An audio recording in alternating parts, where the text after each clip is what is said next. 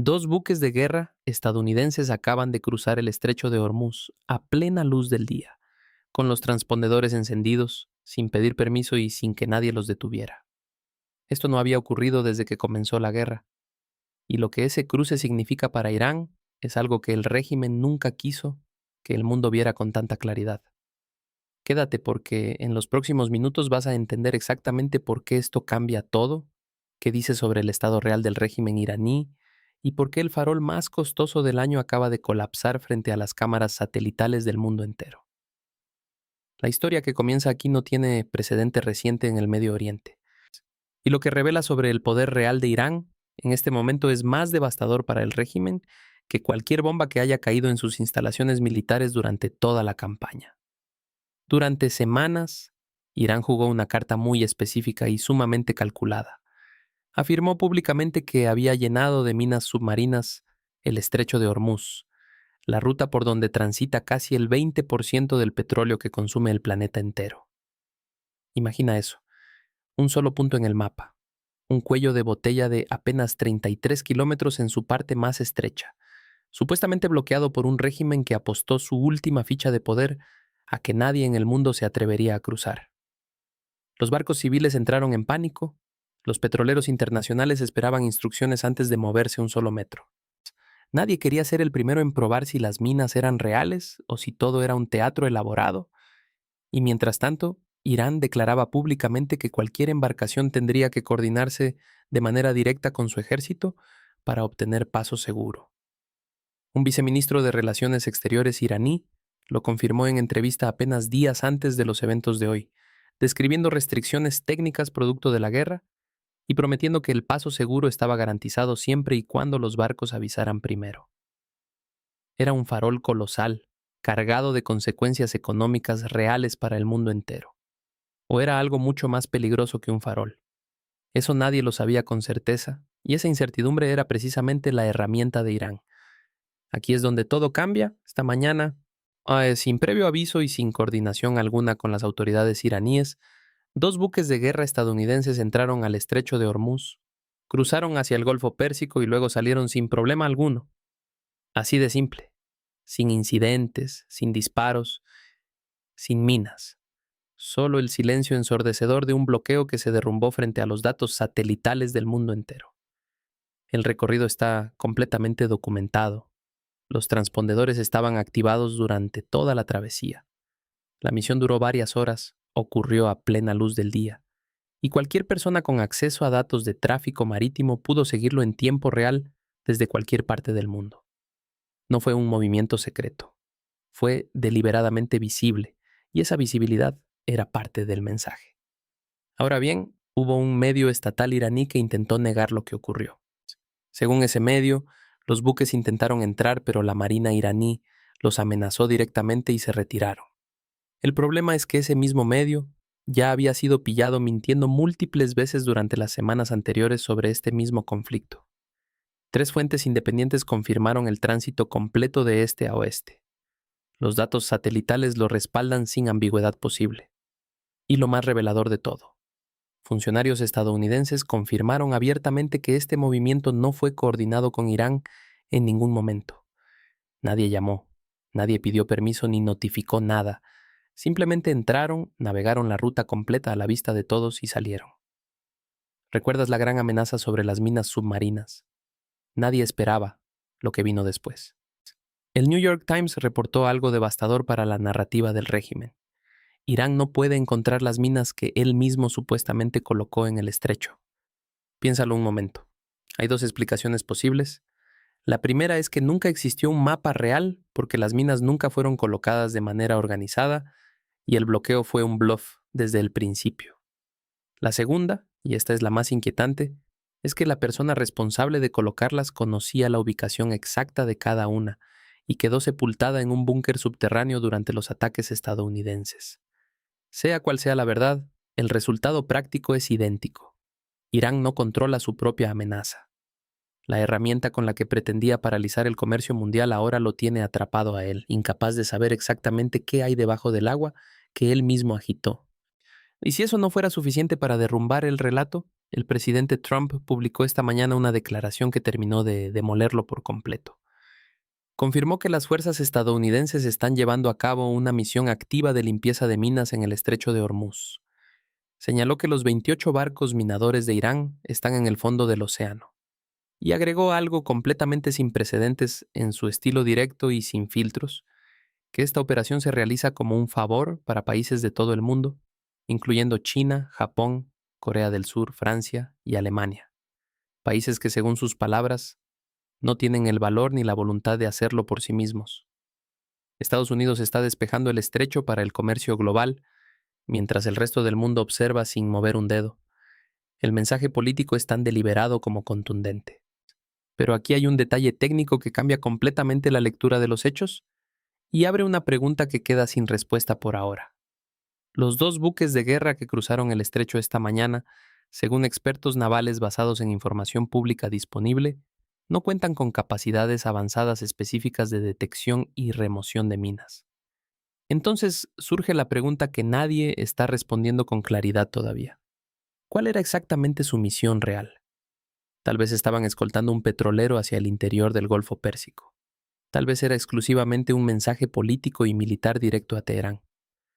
Quizás estaban verificando rutas para una operación de mayor escala que ya está en marcha en algún lugar que el público aún desconoce. Lo que sí sabemos con certeza es que cruzaron, que Irán los dejó pasar sin hacer absolutamente nada y que eso tiene un nombre muy preciso en política internacional: rendición táctica de influencia. Y justo mientras esto ocurría en el estrecho, en Islamabad, Pakistán, se estaba desarrollando otro capítulo igual de revelador sobre el estado real del régimen. Irán envió una delegación a negociar con Estados Unidos. Hasta ahí nada sorprendente en apariencia. Pero lo que la composición de esa delegación revela es todo lo que necesitas saber sobre cuánto poder real le queda al régimen iraní en este momento. Aproximadamente 70 personas, 70 delegados, expertos económicos, expertos diplomáticos y expertos en seguridad nacional. Incluso Mohammad Bagheri, el representante que la Guardia Revolucionaria exigía incluir para garantizar que sus posiciones más duras estuvieran presentes en la mesa. Cuando un país manda una delegación de 70 personas a negociar en territorio neutral, no está jugando al ajedrez con paciencia estratégica, está desesperado por cerrar un trato antes de que la situación empeore todavía más. Y aquí viene el giro que nadie esperaba y que define todo lo demás. Días antes de que la delegación iraní partiera hacia Pakistán, su portavoz declaró públicamente que Irán no asistiría a ninguna negociación a menos que se cumplieran dos condiciones concretas. Primero, un alto el fuego total en Líbano. Segundo, la liberación inmediata de los activos iraníes congelados, que llevan años bloqueados por sanciones internacionales. Dos condiciones, anunciadas públicamente, presentadas frente al mundo como líneas rojas, que no se podían cruzar ni ignorar bajo ninguna circunstancia. Estados Unidos respondió de forma igual de directa y sin rodeos. Nunca acordaron esas condiciones y no iban a cumplirlas ahora. ¿Adivinas qué pasó? Irán fue a Pakistán de todas formas, sin alto el fuego en Líbano, sin liberación de ningún fondo congelado. Israel atacó más de 200 objetivos de Hezbollah en las últimas 24 horas, mientras las negociaciones transcurrían en otra sala del mismo complejo diplomático. Y la delegación iraní estaba ahí sentada, negociando durante más de 4 horas a puerta cerrada con el vicepresidente Shota de Vance y un equipo técnico especializado. 4 horas continuas, con las dos condiciones que ellos mismos pusieron públicamente como requisito absolutamente incumplidas, sin levantarse de la mesa, sin abandonar el recinto, sin emitir ningún comunicado de protesta ante las cámaras. Hay una sola lectura posible para eso: desesperación real y urgente. Irán apostó a que Estados Unidos cedería en al menos una de las dos condiciones para traerlos a la mesa de manera digna y con algo que mostrar. No cedieron en ninguna. Y aún así Irán apareció con sus 70 delegados listos para negociar lo que fuera posible. Irán llega a esa mesa con mucho menos poder real del que tenía hace 3 semanas. El estrecho ya no está bajo su control efectivo. Sus aliados regionales sienten que los abandonaron en el momento más crítico de su historia reciente. y la delegación de 70 personas ansiosas por cerrar algo, lo que sea, lo dice todo sin necesitar más palabras. Para Hezbollah y para el pueblo libanés, esto tiene un sabor profundamente amargo. Irán había prometido defender esa causa de manera pública y formal. La había convertido en una condición para negociar.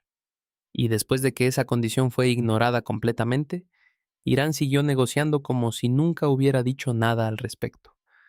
La relación entre el régimen y su aliado más simbólico en la región acaba de sufrir un daño que no se repara con ningún comunicado posterior. Irán priorizó su propia supervivencia sobre sus compromisos públicos más visibles, y eso lo saben perfectamente en Beirut, en Damasco y en cada capital que alguna vez confió en Teherán como garante de sus intereses. Pero la complejidad del escenario tiene una capa adicional que no se puede ignorar. Mientras todo esto ocurría, la inteligencia estadounidense detectó movimientos de China que nadie quiere subestimar. Pekín está preparando la entrega de nuevos sistemas de defensa aérea a Irán en las próximas semanas. Los llamados Manpads, misiles antiaéreos portátiles disparados desde el hombro. Son exactamente el tipo de amenaza asimétrica capaz de derribar aeronaves de combate a baja altitud, sin necesidad de infraestructura militar compleja ni instalaciones permanentes. Este detalle tiene un antecedente inmediato y documentado. Trump confirmó hace una semana que un F-15 fue derribado por un misil portátil disparado desde el hombro. Si llegan más sistemas de ese tipo y el alto el fuego se rompe, la ecuación en el aire sobre territorio iraní cambia significativamente para cualquier operación futura. Es la única carta que Irán podría recibir de un aliado que todavía no ha cerrado del todo la puerta, y es también la señal de que China sigue apostando a mantener a Irán como un factor de inestabilidad útil frente a Washington. Lo que pase en las próximas horas en Islamabad va a definir si Irán sale de esta semana con algo que pueda presentar internamente como una victoria negociada, o si solo queda la imagen de un régimen que amenazó, perdió cada apuesta y negoció igual porque no tenía otra salida. El estrecho, al menos esta mañana, está abierto. Los buques de guerra pasaron, las minas no aparecieron, y el mundo que dependía de esa ruta para su energía puede respirar con algo más de alivio. Pero las negociaciones continúan sin un acuerdo firmado, y mientras continúan, cada hora que pasa sin resolución es una hora en la que el tablero puede cambiar de maneras que nadie anticipó. El tiempo, como siempre en los grandes momentos de la historia, nunca ha sido más valioso que precisamente ahora mismo. Y mientras esperamos los primeros reportes concretos sobre qué se está negociando en Islamabad, lo que ya queda escrito en los registros de hoy es esto. El bloqueo más amenazante del estrecho más importante del mundo fue desmantelado no con una batalla naval, sino con dos barcos que simplemente decidieron cruzar.